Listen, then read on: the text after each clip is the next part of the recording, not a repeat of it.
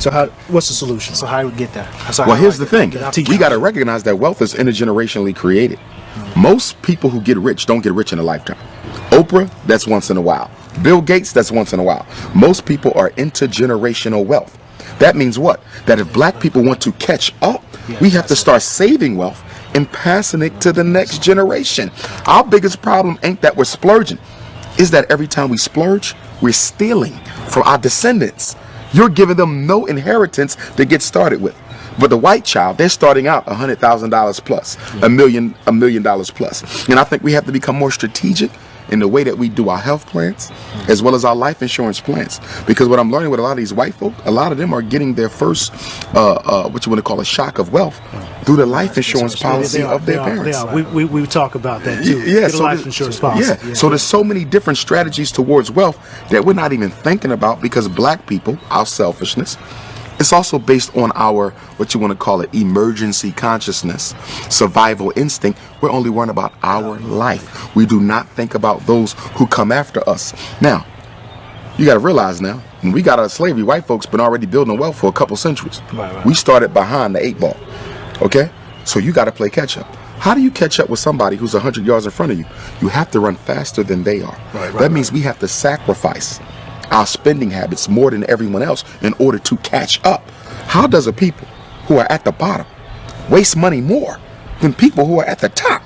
So not only are you not catching up, you're not even thinking about it, trying to catch up. This is good, and we got 1,000 questions, and we know you got a flight. We appreciate the time. Thank you. No problem. One fat, meat, juicy point. What would it be before you go? I would say that we have to build our own schools. Everything we're talking about, the only way it becomes normalized, the only way it becomes a part of the collective black consciousness is if the children are raised with it as a group. Remember, all progress is group work. It's teamwork. That means we need all the children in Jackson to be taught the principles of financial empowerment. All the children of Jackson to be taught how to eat healthy. All the children of Jackson to understand what black family means and why it's so important. Until then, it's just a specialty. As we spoke earlier, diet being a specialty, wealth is a specialty. Think about it. If you're black and you're in the know about money and the laws of finance, you are a specialty. You are an eccentricity. You are an oddity. That's a problem. Because for white people, gaining wealth is a regular part of their everyday conversation.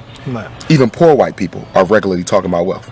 Black people don't discuss wealth at all. We have to move it from the marginalized status it has and make it a mainstream topic of conversation. Is there an answer? I know you can't just drop a 2-second answer. No. Here's what I would say with the unity. Again, unity has to be incorporated into the collective consciousness, which means children have to be socialized to unite with one another. Remember, our kids are socialized to disunite. As a principal, right? I've had first graders, 6 and 7, talking about how black your skin is, how cheap your clothes is, how nappy your hair. You're 6. You just your first year in school. How do you know all this? The parents. We are teaching our kids to be Negroes. So the only way you're going to undo that is to teach them to be Africans, which is why I want my school to be residential. Because I know sending them back to the same house that created the illness after school is going to undo everything I do from 8 to 3. You got the kids for 16 hours. I got them for 8. I can't win because the brain is the creature of repetition. Whoever gets to this the most will rule it. What did Adolf Hitler say? Come up with a lie, keep on telling the lie, be consistent with it. It ain't got to be the truth. But the brain cannot resist the temptation to believe something that is regularly presented before it. Repetition wins. We give our kids to white folks for the first 18 years of their life, then we want to remake them into Africans for the rest of their life. That's ridiculous. The formidable years of conditioning is birth to 12. The formidable years of conditioning is birth to 12. We give that to white people. And then when they turn 21, they already have habituated. They already have a personality. They already got hard habits.